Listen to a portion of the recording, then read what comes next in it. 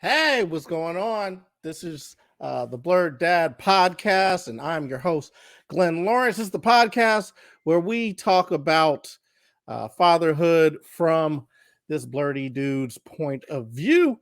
If you've been listening for a bit, please like, share, subscribe to the channel. You can follow us at levelupcomedy.com. We're streaming on Twitch. We're streaming on Facebook, I think Twitter. Maybe, if we get enough people, we'll start streaming on YouTube. We'll be streaming all over the place, man. I think this episode is going to be really fun. It's actually a bonus episode. We only do it once a week, but this week we're doing it twice. We're stepping our game up. It's a lot, but you got to challenge yourself. That's how you grow. Challenge yourself. That's the word of the day. That's how you achieve your dreams. Speaking of dreams, I've been having some weird ones recently. I don't know why. I don't know. Maybe the kid has superpowers and he's forcing these weird dreams on me. I dreamed I opened up a store from some reason. I don't even know what we were selling. I dreamed I opened up a store. And then also I was an exterminator. I think it was maybe an extermination store, which is weird. I had to catch a raccoon, which is a different thing than exterminating things. Two separate drops, right? But none of it made sense. And I'm just like, did other people, when they were having kids, start having weird dreams and start thinking about weird stuff? Like, is this my anxiety manifesting in my dreams? I don't know, but that would be cool if the baby had a superpower like that. Anyway, I'm kind of rambling. Let me get to the sponsor because they want me to read this correctly this time. Okay, I'm gonna try to do it the best I can because I've been messing up every time I do it. Check out They Made Me Wear It. Their dog stylist for the everyday paw rent. It's a husband and wife team on a mission to help discover dogs and their fashionable side. See, I already messed up. They're discovering a dog's fashionable side. So whether it's an awesome Halloween costume, adorable dress, comfy jammies, or custom designer gowns, your fur baby will love the latest fashions. Also, when shopping in their store, you are contributing to Hope for Paws, which is an animal rescue organization that works tirelessly to rescue and save the lives of abandoned animals. So what are you waiting for? Visit They Made Me Wear It and use code word Blerd for 15% at checkout on the entire store. That was better. I'm getting better at this thing. One day I might be a professional. All right, so let's just jump right into it. Our guest today is comedian Larry Starks. He has been acting, producing content, writing, and performing stand-up comedy for over 9 years. After numerous requests to hit the stage from friends and family, Larry finally gave it a shot. As a result of popularity from around town being the funny guy, he didn't have to perform at the usual open mics to get his shot. His first time performing stand-up comedy was on stage at his own show to a sold-out crowd. He's still working the open mic circuit to enhance his craft. He has worked his way to being a paid regular at Comedy Off Broadway, his home club. Along the way, he's made a name for himself in stand-up comedy. He's also making a name for himself in social media by creating content. It's went viral several times, generated millions of views. His content has made several blogs, websites like World Star Hip Hop, Comedy Hype, even working on several occasions with the social media juggernaut, Russell Simmons, All Deaf Digital. All right, let's bring my boy in here. Let's get my boy Larry Starks in here. Larry, what's good, bro? What's up, man? What's going on, Glenn? Hey What's man, up? I'm chilling, bro. I can't call it. It's been good, man. I'm having a baby, having this kid, and I didn't mention that in your bio. But another thing, besides being one of the dopest comedians that I know, you're also a dope father, right? So Appreciate that, man. Appreciate that. we thought about it. I was like, man, I gotta talk to Larry, man. He's somebody that I've admired for a long time in this comedy game. So I was like, let me see if he'll come on and do it. And you've always been super gracious with your time. You know what I'm saying? Like you big time. I'm over here small time, and then I'm like, man, he's always happy to help me out. Let me see if he's gonna come rock the show. So how you been, man? What's going on? Oh man, I'm good, man. You know what I mean? Just grinding, trying to, we all trying to catch up, man. Post pandemic, you know what I mean? We trying to get our feet wet again, man. It's like start from scratch. We try and get back in the game. Out the mud, bro. Yo, but listen, I saw you. You're one of the best out doing it because I was just looking at your I guess it was your special or the live stream that you did during the pandemic. Yeah, yeah. And I was like, yo, this man did it. That's a special right there. That right there, you could have edited it. You know what I mean? Put it out there. That You know what was crazy, man? Was I was just, that was like the beginning of the pandemic, and I think I was probably 2 months no shows at this point. I was going crazy. I'm like, dude, we got to figure something out, Right. And it's a club that's in Kentucky that they allowed me to use the facilities. You know what I mean? And I was like, hey, I don't know how this is gonna go, but I'm gonna go live, man. We gonna make it happen. And it turned out to be real good, man. I loved it. Yeah, it was dope watching it back because I see the grind in it. You know what I mean? Like you're doing like your own like button pressing and everything. Like, you know, yeah. Like you was doing jokes and you're like, hold on, let me put up this comment because I was dope. You know what I mean? Like, like so you was doing like everything on your own. And as somebody who's I've tried to do the same thing, build my own shows, do everything, on my own, even on this show. I've been fortunate enough to have, my wife now, Stephanie, who I think when you met, we were just dating, but we got married over the pandemic because that's what happens when you lock down. You end up locking it up. So I mean, we just do things together, you know what I'm saying? But it's like hard doing this comedy game, trying to do everything just on your own when you don't get the love, you know what I'm saying, from everybody. You just kind of got to do it on your own. I super respect you for doing that. I appreciate it, man. It's a tough grind, man. You know what I mean? It's like you just gotta fight the good fight, man. I don't think I even pay attention to the trajectory of it. I just do it. You know what I'm saying? It's right. Like it just works out better that way. Because if we pay attention to the, like if people paid attention or if they didn't, then we sit there upset because the results ain't what we thought they should be. You know what I'm saying? Instead of just focusing on getting it done, and then we just satisfied at putting it out. Like that special, that quarantine, set that I did, it ended up Roy Wood ended up seeing it. Oh, really? From Comedy Central and all of that. Yeah. He ended up seeing it, and it was a surprise to me because I know a lot of people saw it and watched it, and people were sending me, screenshots of them watching it on their TV, and it was crazy, right? So, somebody had accused Roy Wood of joke thieving, and him as a man of integrity, he went and made a response video to that person, and me and this I know the person who put it out, but we kind of in the same tri-state, you know what I mean? Tri-state area. He's from another state, but yeah. So he's just like, man, I look at all y'all stuff, man. And he's like, who's the Kentucky dude with the beard? He's like, man, he's funny, man. He made a show in a pandemic. And next thing you know, it's like a clip of the show. And I'm like, oh, me, what? Huh? Like, he was like, yeah, who's that funny dude with the beard that he's talking about? And then it was you. And it's like, I know Roy Wood, not personally, you know what I'm saying? But we know each other, you know what I'm saying? But it's just kind of like, I didn't know that he watched, you know what I mean? I didn't know he watched the pandemic special, you know what I mean? So it's just like the essence of putting it out and getting it done, it kind of grew legs and did its own thing and allowed people to see like, oh, people like me and you, most clubs and establishments might not give us 30, 45 minutes.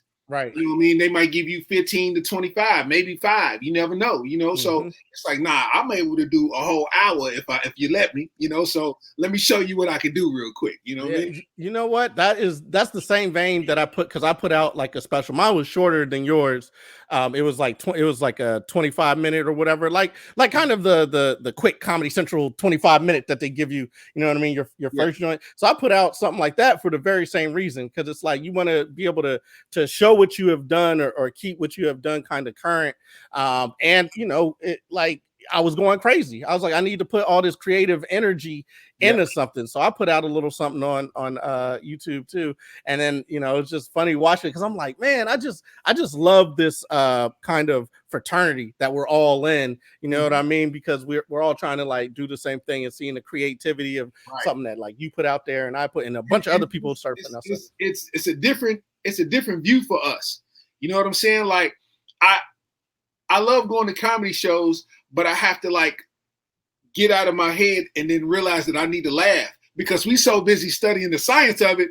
The whole time dudes ripping, we like, I like what you did there. Yeah, And yeah, inside we rolling like, man, that yeah, was real funny. That was hilarious. But we like, okay, I see that dude laughing hard. He ha ha. She's like, it's an applause break here. I see the callback. You know what I mean? So yeah. we dissecting the set and we forgetting to laugh, even though we think it's hilarious. You know what I mean? Right. So it's Nah, part of man, the thing. I liked it because it took me out of that for a minute. Like, at first I'm dissected, like, okay, how we set this up? Okay, what app is he using? And then I found myself just laughing at the jokes or whatever. So that is dope. But the other fraternity that we're in is fatherhood. I'm not quite there yet. My wife is about to pop any minute now. Like she could literally go into labor right now while we on this stream. Congratulations. So that's your first. It's gonna be your first child. It's our first child. So whew, Ooh-wee.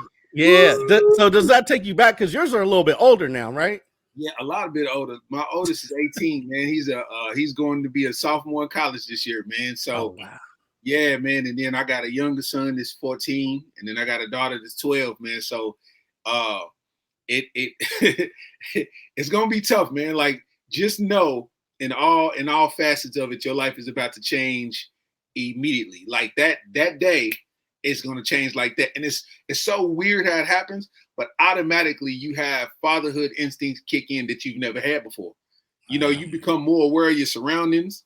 You don't sleep as hard anymore.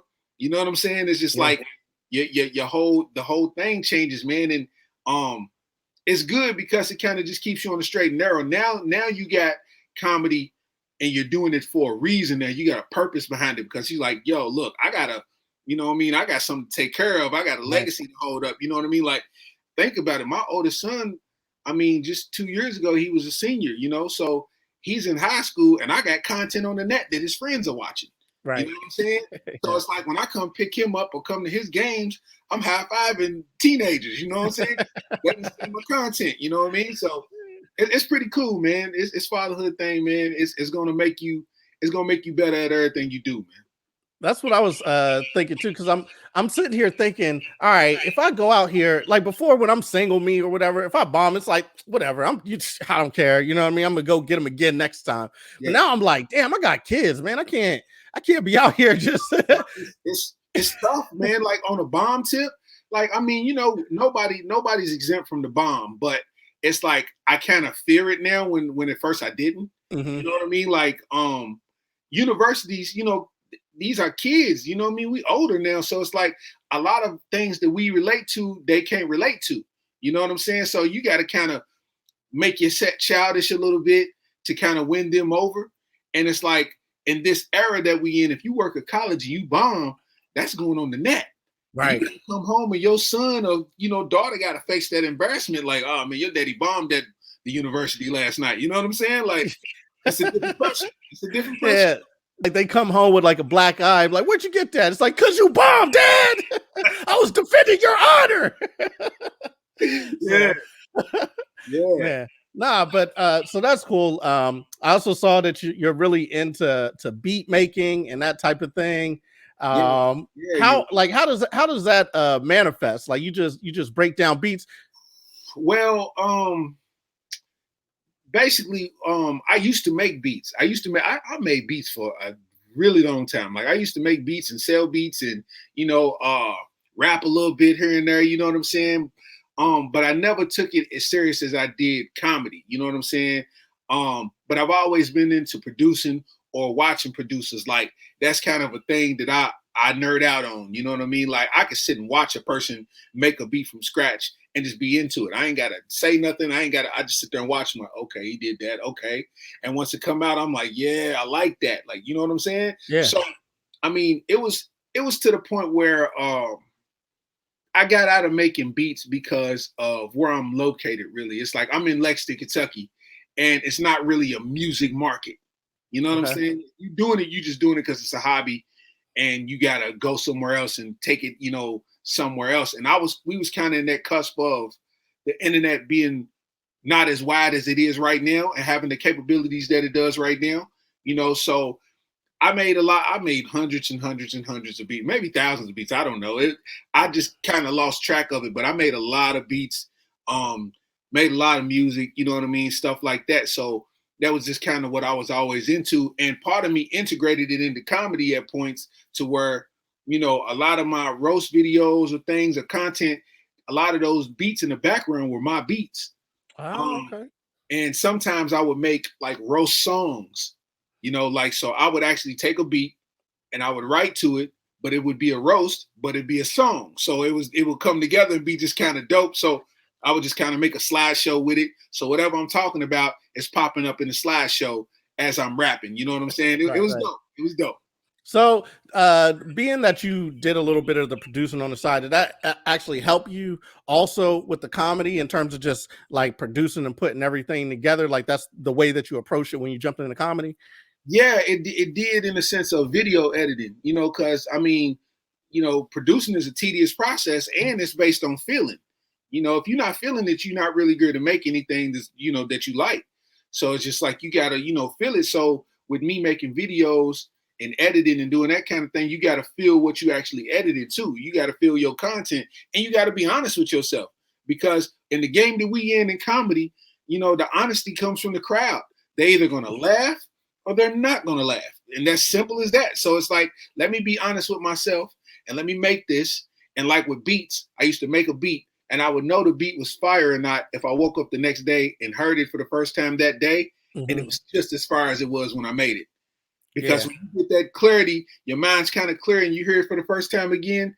If it don't hit the same, you like, yeah, it wouldn't, you know, I thought it was, but it wasn't that. So I kind of do the same with comedy videos, you know?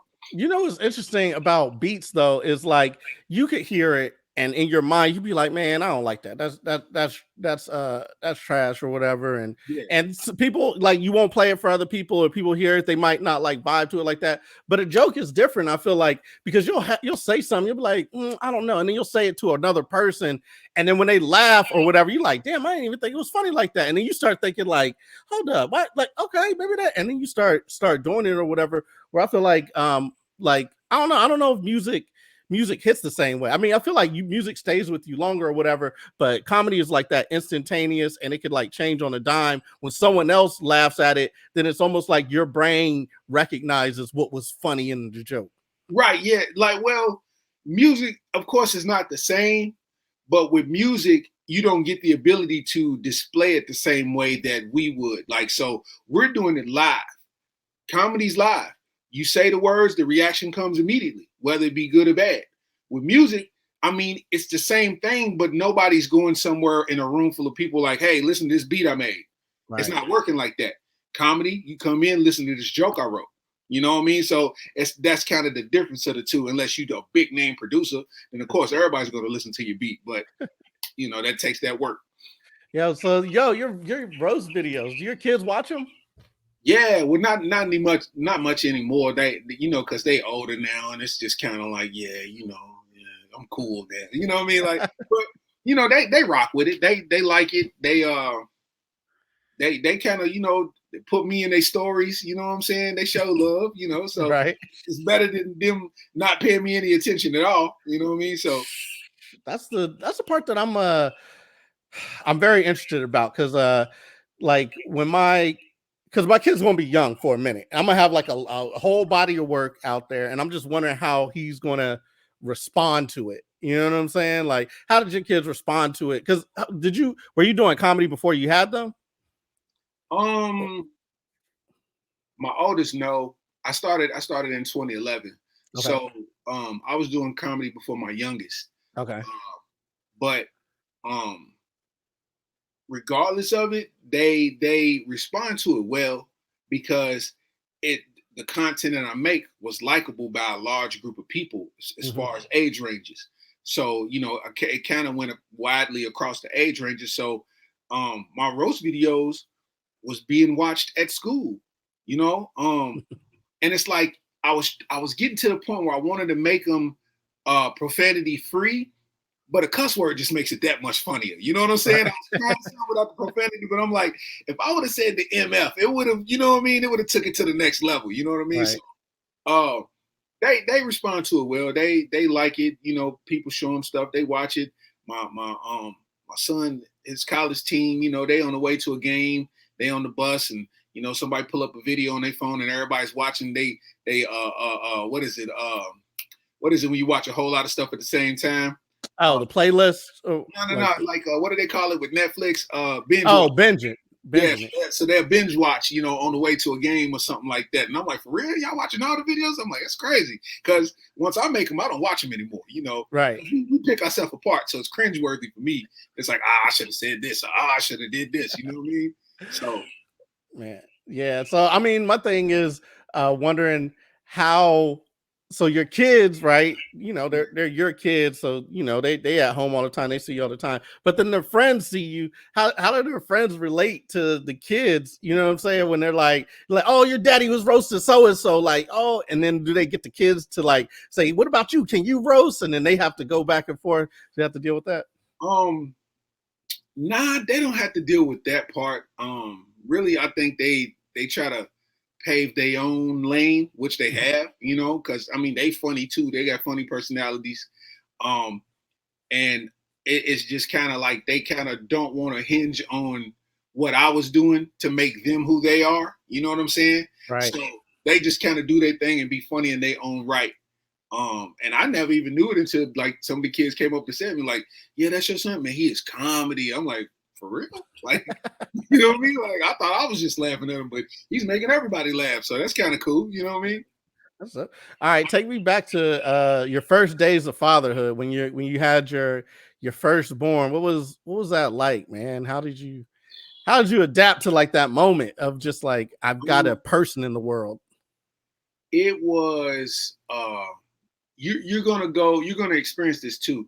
You're gonna do a lot of staring, like at the child. Like really, you're just gonna be sitting there, and it's gonna be out of body experience. Like this is mine. Like I what? Like you gonna have to have that. Like you just kind of it blows your mind, and you kind of feel like I need to fight tooth and nail to make sure that this kid doesn't have to suffer or deal with anything negative ever in life. And then you have another kid, and it's like, all right, skip everybody, get out of my face, get out, everybody.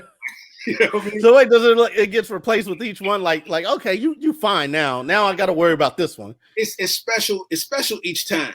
But Mhm. as more and more that you go, it's the easier it gets because now it's kind of a process. Like, okay, I'm kind of starting over, but now I know how to kind of get through this part. And if the baby does this, I already got it figured out.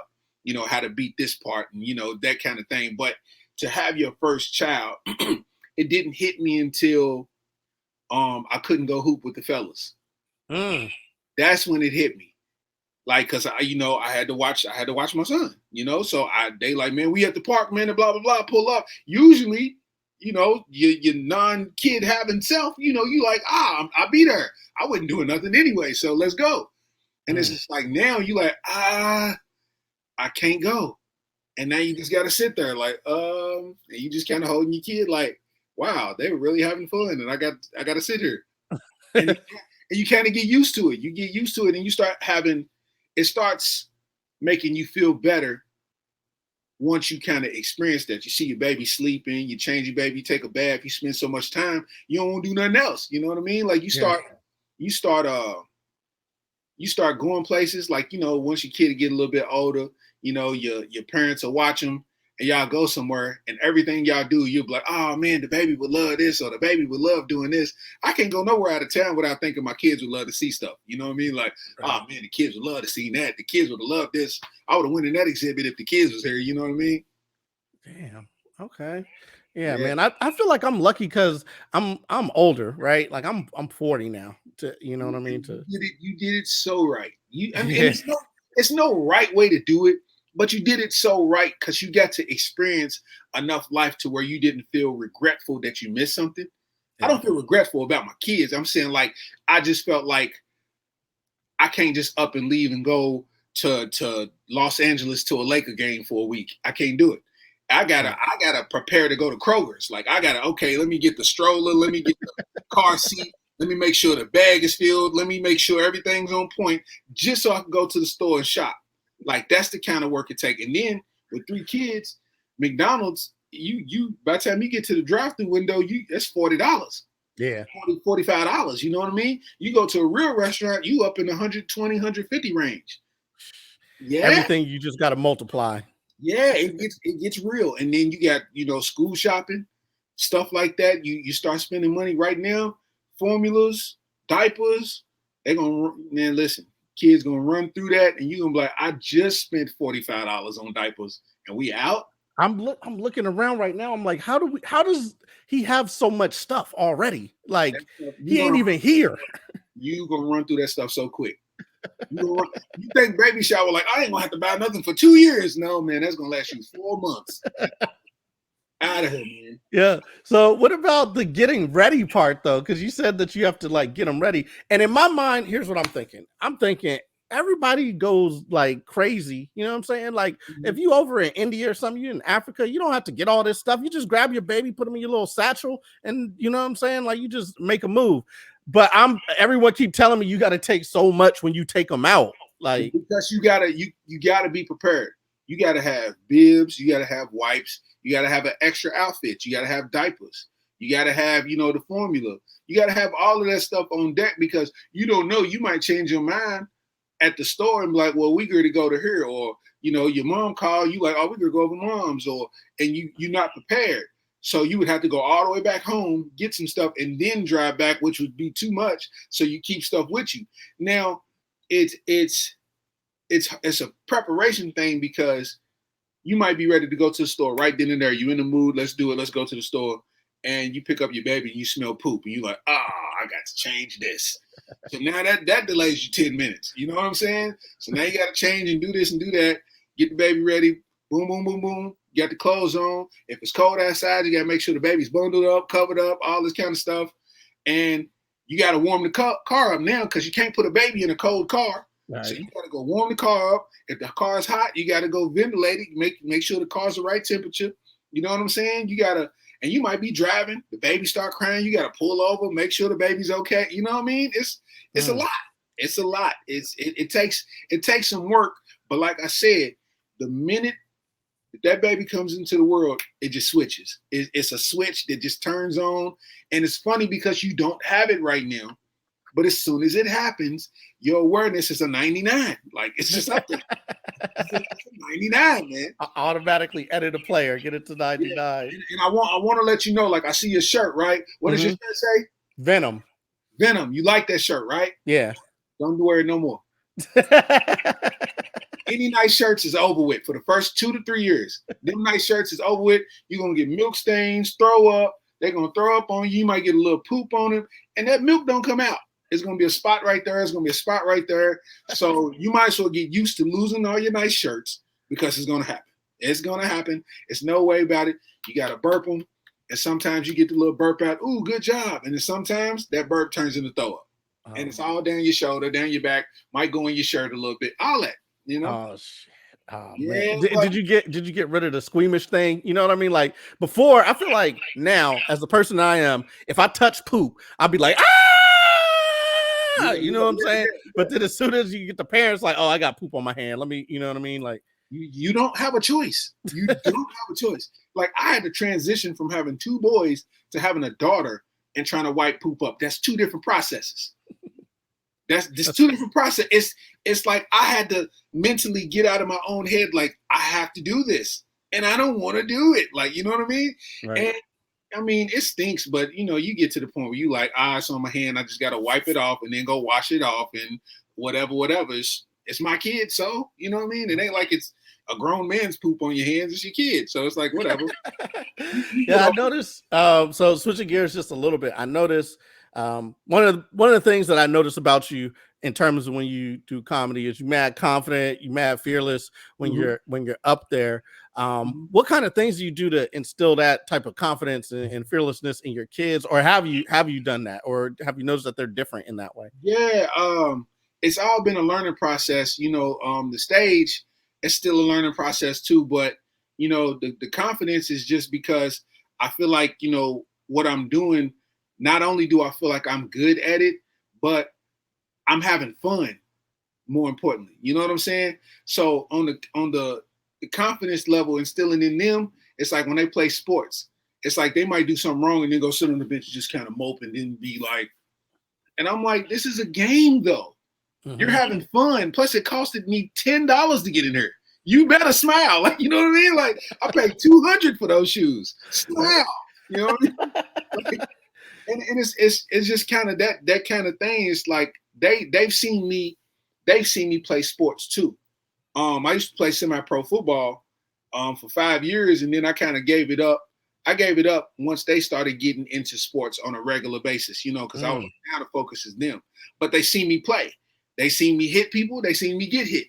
They see me do all kinds of stuff. You know what I mean? So it's like when I tell them, it's more I've led by example now. When I do shows, I get a check. I show them the check. Sometimes they be like, dang. And sometimes they be like, is that it? You know what I'm saying? But it's like, it's the game. I'm not going to hide nothing from you. You seeing it, though, and you retaining this information. So when you get into whatever, you know, avenue that you're going to be in, you already know. Well, Dad was saying that, and he kind of was experiencing that, too. So, you know, they can put it to their own use. You know what I mean? So I think it's cool. I think it's cool, man. They people that they see on TV and they look up to, they'll see me in a picture with them or see me chilling, you know what I mean, or whatever. And it's cool, man. Yeah, I mean that's the one thing that I regret is like about getting older, because you know now they gonna see me and I limp because I'm 40 or whatever, like everything hurts when I wake up in the morning. You know what I mean? So that's Dad that they're getting now. I'll be like, nah, Dad he used to be fat, and it's like, I don't believe it. You limp a lot right now. You know what I mean? Like they're not going to believe it. That's the one regret, because I really wanted to bust their ass on the court, because I used to play basketball. I used to be, I was a good six man. You know what I'm saying? I wasn't out there balling, but I was like, I could set a good pick. You know what I mean? Hit a little roll on them. You executed your role. Exactly. I played my role. And that's what I would teach them. Like, hey, play your role. If you're the superstar, do that. If you the six man, do that. But I can't do that now, because now I just, I'm the coach. I just sit on the bench. I got to give it to you, though. I got to give you a compliment, though. Your preparation is right, because you do got a fatherhood afro going on right now. You are ready to give out chores right now as we speak. Like, don't put them to the left right now. Didn't I say mop? Where's the mop at? Like, you got that kind of pro right now. That's what I'm trying to do. That's what the facial hair is. I'm happy during the quarantine because my beard finally connected. You know what I'm saying? This joint was not connected for a very long time. I was so upset because this shit never would connect. You got to call that pandemic positivity. That's what that pandemic positivity. You know what I mean? Yes, sir. Yeah, dude. But that's the thing. Like, I know I'm authoritative. Not authoritative, like I kind of know what I want, you know what I mean? Like I built this whole level up thing with my wife or whatever. So it's like I have an idea of how to do something and how I want it to go. And when you're in that mindset, kind of similar to what you've done, when you're in that mindset, you know what you want to do, you know what you want to do with your brand, you know what you want it to do, what it look like. But when the kid comes along, they have their idea of how they want to do things.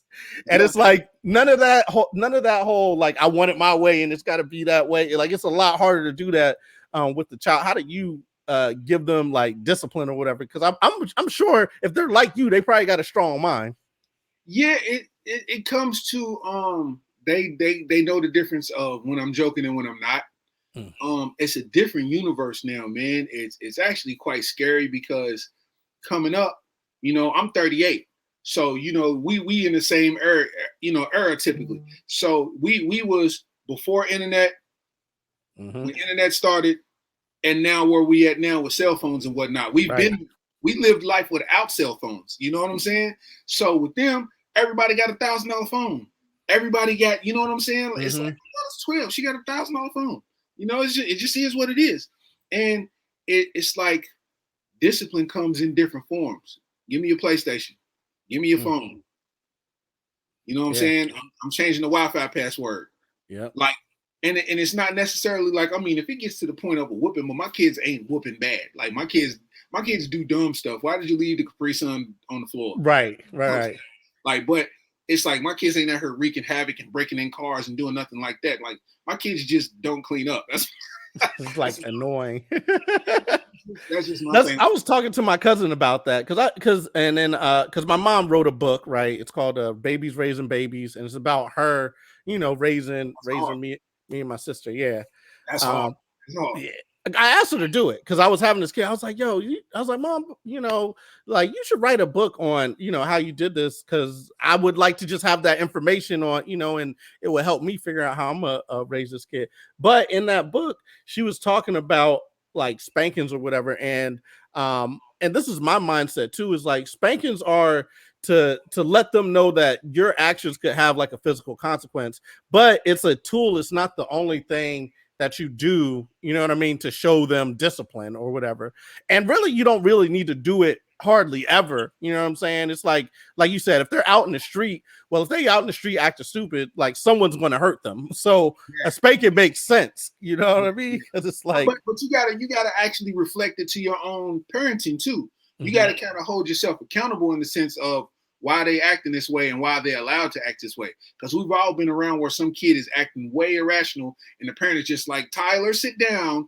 Tyler, sit down. Nah. Yeah. I'm getting a look. Right. And they're going to go sit down. That's it. We ain't got nothing to talk about.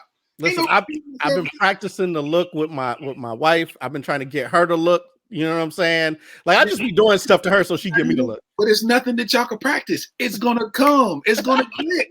It's just automatic. Dude, when I tell y'all going to start alternating schedules, right? You agree to take the brunt of the force right now simply because she's carrying the load right now. You know what I mean? So she's going to rest a lot. And of course, you like, I'm gun-ho, fatherhood. Let's do this. Yeah. So you're going to be kind of doing your thing, but it's going to be nights where you might be drawn to tears because the baby is sick and won't stop crying and you are tired and you got to go to work in 2 hours, but the baby is fully up and you just got to take it. You can't go to sleep because you just kind of like, oh, it won't stop crying and it's loud and I'm tired and I'm dozing off and the baby just threw up and now I smell poop and I don't know what to do. And it's just like, that's just part of the process, man. But nothing gives you the gratitude of just seeing them grow up. You know what I'm saying? It's like, that's the most powerful thing, man. My youngest son, man, 6 years old, first started playing football. And he's athletic, always been athletic. My oldest got a basketball scholarship, you know what I mean? So my youngest son, we come to the first game. They got him playing quarterback, but I'm like, if my son gets 5 yards, I'm gonna mess around and cry. Like, I don't know. I'm gonna be so, I don't know what I'm gonna do. And his very first run, he took it 70 yards to the house. First time touching the field, 70 yards to the house. I didn't know what I was gonna do. And I got it on film. On film. Wow. And 70 yards to the house. That year, at 6 years old, he had 60 tackles, 1,500 rushing yards. What? Playing like a madman. I mean, they was double teaming him. They was sending 3 people at him, triple teaming him, like all kinds of stuff, man. And it was just like, that's a gratifying thing. Like, man, like he kind of paid attention to what I was trying to tell him and applied it. And it's like, man, look at this. Yeah. You know, look, now he's in high school. He's going to be a sophomore in high school. Like, it's crazy. That's the crazy thing about sports is because, like, you know, you've been doing it for a while. So you have all this knowledge to pass down and then you get like a seed and you're like, all right, let me pass this knowledge down to them. But, you know, as you know, once you're on the court, once you're on the field, like, you don't know, I mean, you might remember what somebody told you, but you're just going off instinct and what is just naturally like available to you as an athlete. And then to have that, you know what I mean? That's a blessing, bro. Yeah, it is, man. It's great. I've learned a lot because, you know, when they used to mess up, I used to lash out and be mad. Like, why are you doing this? And why'd you mess up? And come on, man. Like, I used to show them that I was upset, but it would take them out of the game because now they feel like they let me down. Yeah. And I noticed it. And I'm like, maybe I need to fix myself so they can play better. So I stopped lashing out. And when they mess up, I'm like, come on, man, you know, let's make up. Let's make it up. And next thing you know, they'll do something good. They come down because they, like, your kids are going to check for you during these games. That's the most beautiful thing in the world. They're going to check for you. They might do something, and then they look up. They're looking for you. You know what? I remember that when I was, like, looking up in the, you know, for the parents. It's like, where you go? So now I fixed myself to where I learned that I can't show them that I'm upset because this is a game. You're going to make mistakes. You're going to mess up. You know, stuff is going to happen. So, you know, they do something nice. I give them a look. You know, I give them a little face. Right. They run down court smiling, cheesing because they know I'm happy and I'm proud and I'm, you know. So when they mess up, I still give them, come on, we all right. They spend that whole game trying to get that little smirk. You know what I'm saying? Get that little look from you. Yeah, man. And it's a beautiful thing, man. Like, you coming into fatherhood it's gonna change a lot for you and your wife, man. It's a beautiful thing, man.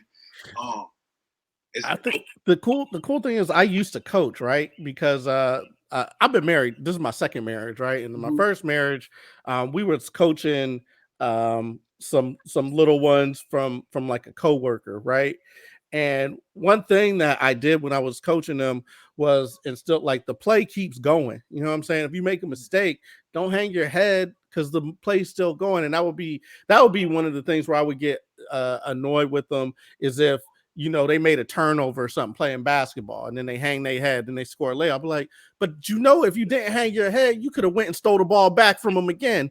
And then the play just keep keep it moving. And it sounds like that's kind of what you're faced with, because it's like they're thinking about the disappointment instead of just like, nah, get it back. We about to so it's just I fixed that, man, and it makes it better because they're human. They're gonna mess up. They got to be allowed to mess up. They can't be perfect just because they're your child. You know what I mean? So it's like that you kind of learn while you teach. You know what I mean? If that makes sense. Yeah. You learn while you teach. You learning their habits. You learning what works for them, and you learning what works for you while teaching them. You know what I mean? How much of yourself do you think you had to adjust or change or make better in the course of parenting, fatherhood? Man, everything. I mean, you can't even react the same. I mean, think about this. You've not had a child for 40 years. Somebody come up on you. What's up, punk? What you gonna do about it? What do you mean what I'm gonna do about it? And then you engage in fisticuffs. You know what I mean? You engage. But you think about it now, and you like, man, I'm going home to my kid. That ain't even worth my time to prove something to you to take me away from my kids. I ain't never been to jail before. I don't plan on going to jail. And I'm not going to have my kids see me through a glass because you got a problem with something I said or you want to see me. I'm good. I'm going home to my kids. You know what I mean? There's multiple outcomes to a fight now. And I'm like, most of them aren't good. You know what I'm saying? Like the one good one is like, I beat you up and then I get away scot-free. That's the one outcome that's good. The other outcomes are you might beat my ass because everybody now can MMA fight and shit. I'm like, damn, I might get... At this age, I haven't been in a real fight in 15 to 20 years.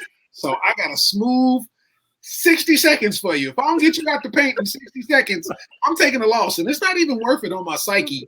I know, right? To know if I could do that. Yeah, how am I going to tell my kids to clean up with a black eye? They ain't going to listen to this. Yeah, or like you said, you get arrested with it. I mean, the outcomes are never good. So it's like now I just try to rationalize. But when I was younger, because I was also smaller, I think that's where I got my humor from. You know what I mean? Because I moved around a lot, and when you move around, when you're the new kid, it's like for some reason bullies always know new blood. You know what I mean? They want to come in, and I was just always really adept at like those people would want to be my friends. Like they would beat other people up. But for some reason with me, they just be like, oh, you cool. Let's and I'm like, oh, okay, shit.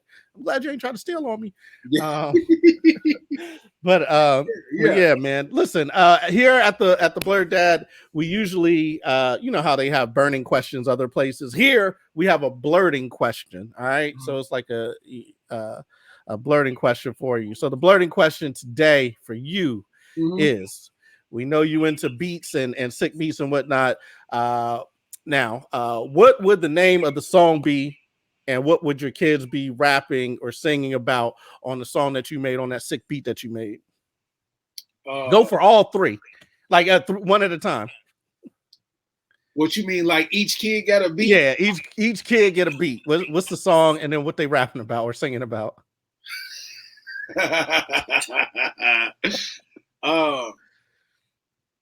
My oldest, he probably be rapping about basketball because that's all he do is watch, play, and just he eat, sleep, breathe basketball. So it would have to be something about sports or being good at hooping. Probably something corny like "Ball Till We Fall," but he's talking about basketball, like some cheesy. Ball till we fall. But my middle son, he played football and basketball, but he played a lot of PlayStation too. So his song would probably be Call of Duty, but it'd be the bathroom because he always number 2 all the time. So Call of Duty. Yeah, always in the bathroom. And then my daughter's song will probably be called "Dad, Can I Have?" because that's just basically she could just say "Dad, can I have?" and just start listing off stuff to the beat, and that's just basically what works with her anyway. I might as well be able to bob my head while she asks me the question, you Hey, know? listen, that sounds like something. You could get her on a track with Nicki or Megan Thee Stallion or whatever. Daddy, can I have? Like, Yeah. Hey, you know what's funny? You made me think of something. My daughter got in the shower one time, and my kids like to get in with the Bluetooth and listen to music while they're in the shower. So, my daughter's in there with the Bluetooth, and all of a sudden, I heard body yaddy yaddy yaddy. Yo, turn that off now. You're not talking about bodies in the shower. Turn that off now. She's like, sorry. Yeah, turn it off now. You're not doing that. no, that brings up a great point. You're going through the whole because you've gotten through the youth stages, which I feel like the youth stages is like, okay, the shock of having a kid, dealing with all the now you into the grown kids stuff, you know what I'm saying? And the switch over because now kids are exposed to so much just off the rip. How have you handled that? It's tough because it's so much of the internet that we don't know about now because this just arenas that we're not into. Like they have 100 people Snapchat groups. So it's something constantly going on, and it's just they in this group, and it's just messages in there. So you can just read a thread of messages, and you don't know what's going to be on that thread, or who's in that thread, or who's doing what. You know what I mean? And it's just kind of an ongoing thing. Like for instance, something important that I talk to my kids about, both of my boys. I'm like, y'all in high school now. You in high school, you in college, y'all on my phone bill. So you got to understand that now sex is a thing. Mm-hmm. You know what I'm saying? And you might have somebody that you talking to that's more sexually advanced than you are.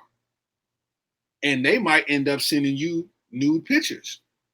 But what you got to understand is you're underage and she's underage.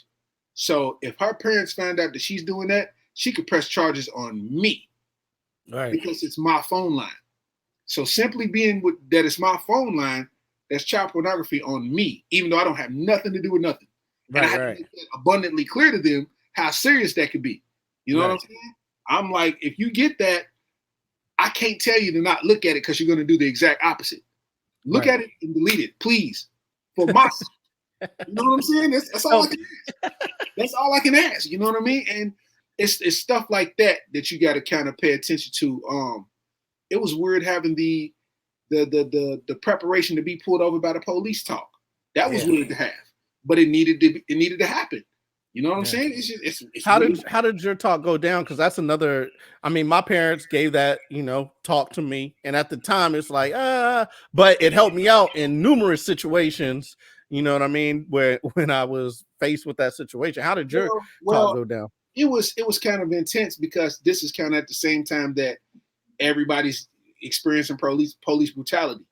You know what I'm saying? So I'm like, it's important. It's imperative that you be smart. You know what I'm saying? It's just you have to be smart. There's no room for error when it comes to them. It's that serious right now. You know what I'm saying? And he understood, and it kind of went well. Just like, us coming up, our parents was telling us about the birds and the bees. I gotta be honest with you. I'm 38 and I never got the full birds and the bees story. I didn't bother to look it up because I was like, maybe it's my fate for me not to know it. Because literally, my daddy was telling me in the car, he was telling me about the birds and the bees. We was parked. I'll never forget it. He's telling me, and he started the story talking about the birds and the bees. And somebody with a fat booty walked by and he just lost track. And I'm like, literally, he's like, so the birds and the bees and something. Man. And then it was it. Like, I was like, okay, I was really listening, good to take this in, because everybody's talking me about this birds and the bees, and that was as far as it got. I never got the story. So, but, man, with the kids, the upbringing, a lot of people try to keep stuff out of their kids' vision. Mm-hmm. But what you got to understand is they're going to see it. Yeah. You go to school. I don't care what restrictions you put on their phones, what you put on whatever, they're going to know somebody or have a friend that don't have those same restrictions. Right. And you're never able to really put a hold on it. All you can do is just instill the knowledge in them to think smarter. You know what I'm saying? It's Yeah. it's impossible to. That's 100% how I was raised. Like my first movie that I ever saw was like Scarface. You know what I mean? Like, and I I was mad young, but at the same time, I feel like it helped me be much more mature and just like Man, in my thinking. You know what I'm saying? that's Then it. It's like I know people like females that were sheltered. You can't go outside after this time, and you have to be in the house, and you can't talk to boys, and you can't play this, you can't da da da da. They got 7 kids now because when they tasted that first bit of freedom for the first time in their there you life, go. they went nonstop, 100 miles an hour, balls to the wall. It's like you got to think about that. I grew up, man. My mama listened to hardcore rap growing Oh up. yeah. Dr. Dre, Big Mike, Ant Banks. You know what I'm saying? Warren G. Hey, listen, my first tape, I remember it was my dad's tape, and I found I found it. It was Too Short. And that shit changed my whole world. You remember Requiem for a Dream where they do the heroin and the eyes just like it's just Yeah, like yeah. what? I was walking around school mad different after listening. I'm gonna tell you, man. I think partly for me being involved in comedy is my mama's fault, simply because she didn't restrict me from watching like adult content on TV. She didn't restrict me from that. Like I could listen to the cussing music, as long as I didn't. I'm 38 and still don't cuss in front of my mother. Mm-hmm. You know what I'm saying? I ain't never been to jail. I don't smoke, don't drink. You know what I'm saying? So the stereotype of being exposed to these things will drive you to do these things is not necessarily true. I'm living proof. You know what I'm Right. saying? Yeah. But it's kind of like um, I used to watch Def Comedy Jam in middle school, and I would come to school with those jokes, and I'm killing everybody because they wasn't allowed to watch that stuff. Right. I'm Yeah. coming with the heat. Like I'm coming with heat. I'm killing the classroom. You know what I'm saying? Right. And that kind of got me in the realm of being the funny guy. You know what I'm saying? And it's just like, voila, look at us today. You know what Yeah. I mean? We That's out. that's 100% what it was, man. I used to watch all that Eddie Murphy Raw, Delirious, like all that, and I. It's funny because now I'm doing a lot of analyzing, like analyzing my comedy as I'm trying to get better at it. Just Mhm. analyzing, like where does my funny come from and all that. And I'm like, oh, it's because this is what I was watching when I was young. You know what I'm saying? This is what I was looking at and emulating, like Keenan Ivory Wayans, Yeah. Martin Lawrence, Eddie Murphy, like all that stuff. I'm like, this is where I get it We from. used to watch In Living Color, Martin, Def Mm. Comedy Jam faithfully. I used to watch that stuff faithfully, man. And it just kind of, it kind of just groomed itself into who I became, you know what I mean? And I just feel like you can't project your fears onto your kids. You can Right. guide them in the right direction, but you can't project your fears onto them. You know what I'm saying? So it's like I listen to hardcore rap music in front of my kids. I let them listen to hardcore rap music, but they got to understand you have never seen me drink. You have never seen me smoke. You have never seen me cuss in front of my parents ever. So Mm-hmm. you got to understand that you can do this and still be this person. You know what I mean? Right.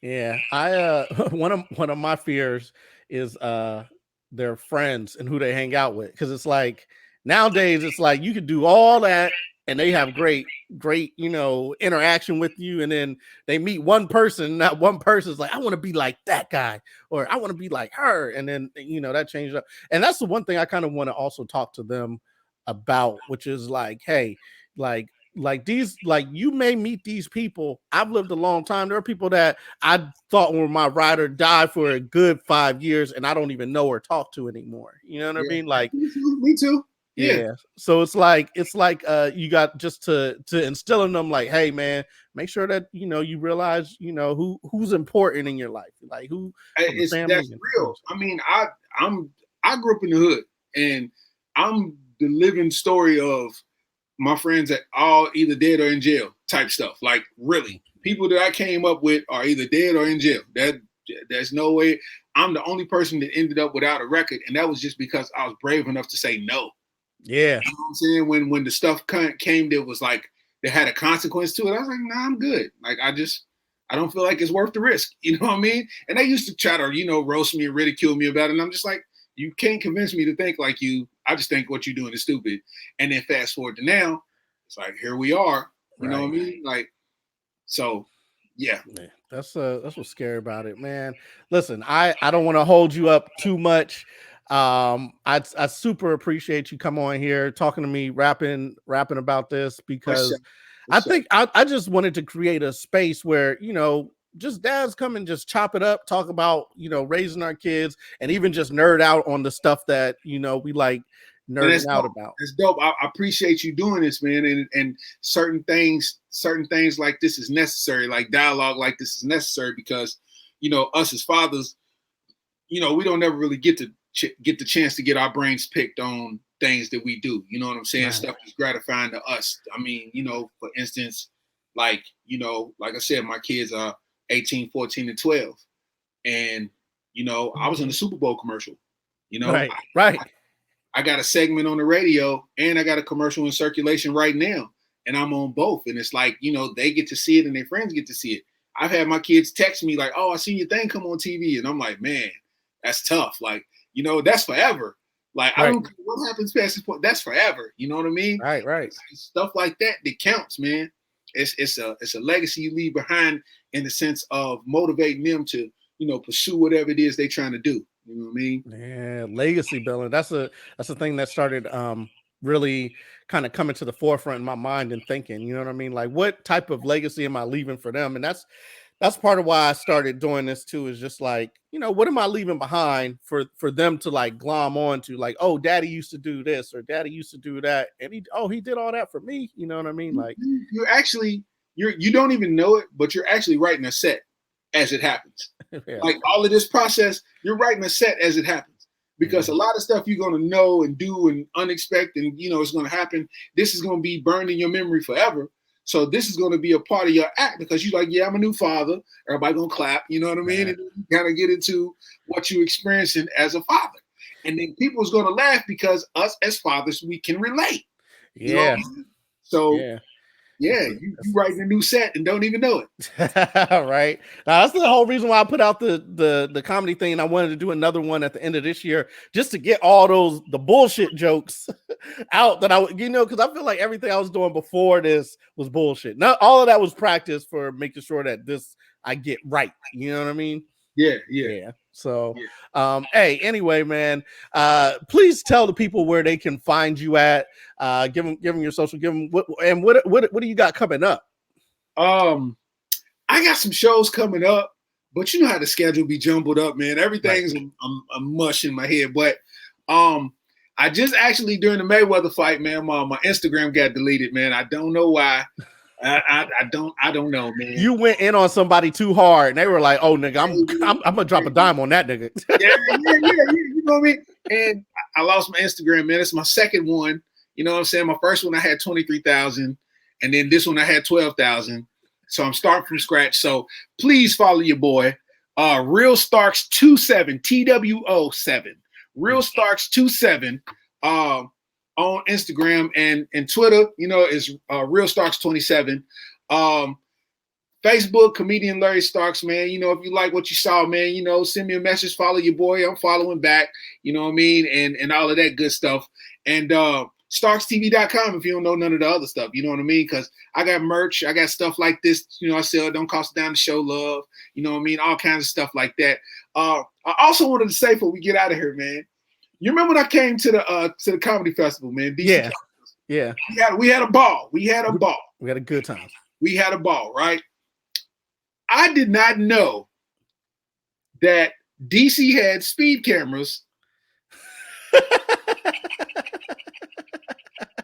I did not know this. In Kentucky, we can drive freely. You know what I mean? So I'm driving like a Kentuckian. I did not know until the rental car company, all of a sudden, I see my credit card like, bing, $700. Whoa, wait, whoa, huh? Wait, hello? What do you mean $700? I looked at the rental contract. They said I called 3 speeding tickets. Wow. I called 3 speeding tickets. And being that you got the rental car company, if you get a speeding ticket and they send it to the car company, it's an automatic admission of guilt. So, oh wow, you can do. So you just got to sign off on it. Oh, so they got me. I said, I know now. I know now. They got me. Listen, I feel bad. I feel like we got to get you for another show to make up for that bad experience. Bring me through, man. You know I'm gonna pull up, man. You know what I'm saying? Yo, I have to. Yo, listen. Every time you bring up you coming to the show, I got to talk about how dope a comedian you are, but you always have a connection with the audience, and the way you connected with our audience was making fun of the little stage that we had created, and that had me laughing so hard. But at the same time, I was so hurt because we hand built that stage. We put a little rug on it. You know what I'm saying? We went to Home Depot. We was looking for nails, and you roasted the hell out of that stage. And I was just like, see, this is why they be deleting your IG, because you be roasting their stage. They really cared about that stage. Hey, man, I have fun. I have fun talking about the stage, man, or the room that we in, man. It's like I sit there and read the room, and I'm like, okay, I see it. Okay. And I kind of build up the jokes in my head, and I'm like, okay, I'm gonna fire a stage up when I get over here, man. Yeah, you know what's funny though? Like this is what I love. It's like I feel like that is part of me, right? And I'm kind of like newer in this game, right? So seeing you do that, it gives me the confidence to know that I'm on the right track, because when I come in, I'm like, I come in doing the same thing. I look around what my surroundings, what do we got common ground? What is the comedian before me not talked about that clearly needs to be discussed? You know what I'm saying? Yeah. And just seeing you do that was just like, man, this is, you know what I mean? It's like, it was great because I'm young in comedy, and then watching you do it, I'm like, okay, this is how a vet do it. Like I know I did my little jokes and I feel like I crushed, but this nigga crushed. And it's like, you know what I mean? It's like kind of like, okay, let me. And that's part of the game, man. It comes with time and experience, man. And I just keep grinding, man, because you come across comedians that's doing well, or they kind of just friends with everybody in the circuit, and they kind of feel above. Like nobody has the capability to rip. Like, bro, listen, I get up there, I'm gonna tear something up. Right. So you feel that way all you want to, but just know I get on that mic, I'm gonna tear something up, man. You know what I mean? Hey, listen, I'm building that confidence each and every day. I'll just, before we get out of here, my wife Stephanie, she was watching and she said, "This is the real advice Glenn needs." Yeah. Yeah, man. I'm happy for y'all, man. That's a beautiful thing. Y'all bringing life into this world, man. And it's kind of exciting to see our life grid change, man, for the better, which is a very, very dope thing, man. And take advantage of every second of this process to put it into your set too, man. Like, take advantage, because we creatives. And sometimes we get a block.